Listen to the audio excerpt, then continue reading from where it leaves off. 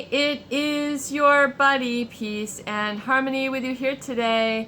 Much love going out to all the beautiful empowered harmonizers. We're zooming in and focusing in on a great viewer question, and that is, how can I come out ahead with the psychopath? I really want to set the record straight.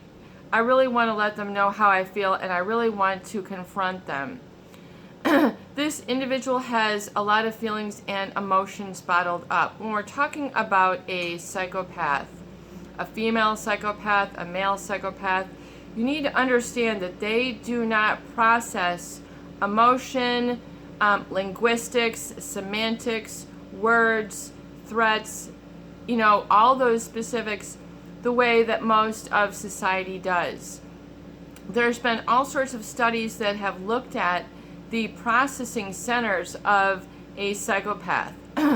And it is found that they have an inability to sort of recognize, resonate, and describe the abstract, including emotions such as fear, love, freedom, responsibility, accountability, having a dream. These are abstracts, but things that we experience as human beings. However, the mind of the psychopath is wired differently. You can look at a book which is heavy reading, called The Psychopath, Emotion, and the Brain. It's written by James Blair, Derek Mitchell, and Karina Blair. And they talk about this on a very scientific level. So when they're presented with threatened stimuli, in other words, people who want to quote-unquote resolve things with them want to come at them with allegations and threats and think that this is going to disturb them. Well, they might be afraid of exposure. I would say, number one, the psychopath is afraid of being exposed, calling the police, having these specific things, or they might be completely unaffected. It really does vary on the person. However, there's a summary in The Psychopath, the Emotion, and the Brain that basically starts to, in short, individual with psychopathy show reduced responding to threatening stimuli. They show reduced aversive conditioning, reduced emotional responses in anticipation of punishment, reduced emotional responses when imagining threatening events, and reduced augmentation of the startle reflex by aversive primes. In the next section, and they talk about, how they have difficulty with emotional learning. So when presented with aversive stimuli, meaning that can be painful, most people would have a startle reflex. They'd be afraid. They don't want to do this. They are going to be uncomfortable. They're going to have fear, agitation. They don't want to do this. There's too much risk. Now, in the brain of a psychopath, there is a numbing, an absence, a deficit, whatever it is you want to call it. The psychopath is aware of this. So oftentimes they will, in my viewpoint, they will strive to cover this up by being the opposite.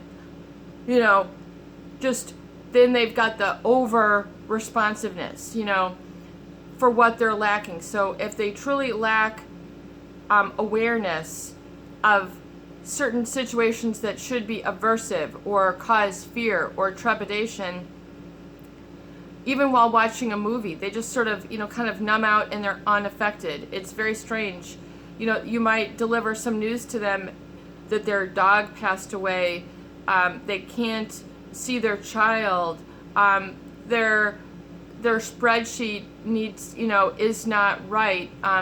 But really more personal things like your dog passed away or something like that, where most people would have an emotional reaction, start crying, upset.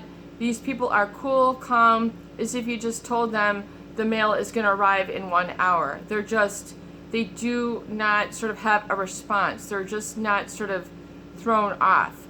That's why it gives them, quote unquote, the ability to do and engage in high-risk behaviors that most people would be uncomfortable with, yet they're doing it with ease. I.e., violating societal norms, violating people's boundaries, not having remorse or regret, not being apologetic, not realizing the wrong of their ways, not realizing what they're doing is destructive, i.e. how it feels.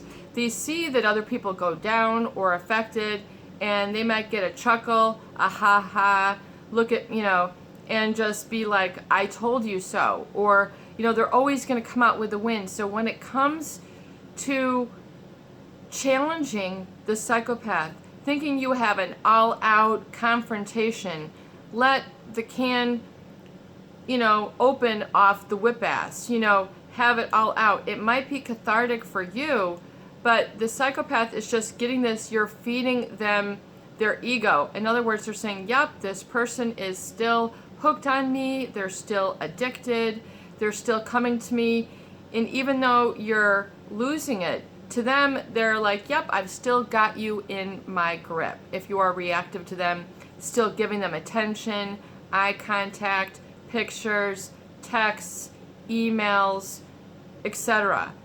Looking at them, responding to them, etc. So you need to understand that these individuals are truly wired differently.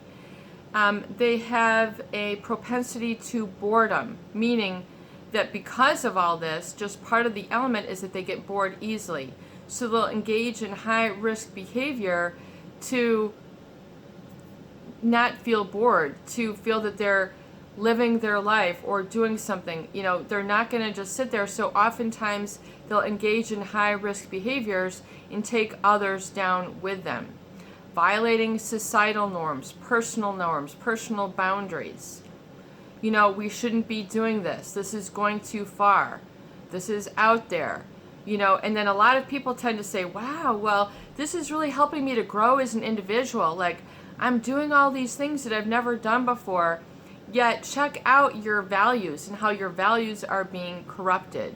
You no longer value, you no longer have that wholesome perspective. It's like your perspective can change, your thought process can change about the world and about yourself as a result of being exposed to this. And if you've been hit up with a ton of the negativity, the lying, the gaslighting, the mistreatment, the being in a place of emotional ruin, financial ruin, and that sort of terror and feeling of sort of the psychological hijack that comes as a result of thinking like them, it's to realize that you have picked up a very ineffective and a very aberrant and very what's the word that I'm looking for? A thought pattern. It's a very divisive thought pattern, meaning it's causing you to divide from yourself. Very strange, but true. And it's like you might know better, or you might think that you know better. However, the addiction, the emotion is so, your anger is so up there. Your agitation, your disappointment, your resentment can be so strong that it's gonna just stay stuck. These negative emotions rise quicker and will take over your focus easier than coming to peace, joy, forgiveness, and being able to have thought patterns which are constructive versus destructive. Negative, taking you down, keeping you, in the same rut, over and over and over again. So you need to realize, what is an exercise of futility for you and what is an exercise of productivity for you. What is really going to help you come into peace, calm, relaxation, being empowered, being in self-preservation, being able to see things clearly 100% as a whole, unaffected, liberated person. In other words, realizing and accepting your experiences, what you decided, how you handled, how you managed. That was then. You did the best that you can. Now you're getting the tools, you know better. It's easier to build a great house if you have a saw, a hammer, a nail, and a measuring stick than just trying to go at it willy-nilly and not having a map. not having the knowledge, not having the realization of what you've been through, and being able to put a little bit of a name and a title and an aha awareness, and then release it and letting go. Having the courage, the bravery, and then, releasing the guilt, releasing and getting back to a state of innocence. Being able to live in that and being okay and being relaxed is going to be the feet for you pointing in the right direction. And then you can realize that you are separate, distinct, and not like this person, maybe at all. And that is okay. Begin to own your uniqueness, own your originality, own yourself, own your feelings, and own your ability to release the fight or flight. And perhaps that you need to speak your affirmations to yourself out loud, and then being able to really decide, to what degree do I really need to have closure with this person, and to what degree can I give closure within myself, and that is the way to go. Give closure to this relationship issue within yourself. Explain and understand and process and work through the situation and your feelings, and begin to give yourself the empowerment to release the fight or flight, release the struggle, release the martyrdom, release trying to help them or bring them to justice. You need to bring yourself to happiness and fulfillment. That's your number one goal and task. Begin to have the courage to focus on your to-do list, your bucket list, your I am list, your I am doing, I will do, and your dream list. Begin to make that a priority and do something towards your dream today. Do it right now. Don't let another minute, another day, another year, another lifetime pass. You can do this. It's your buddy, Peace and Harmony, here today. I hope that these videos do help. Please share and please subscribe for more great tools, videos, discussion, and support. Peace out.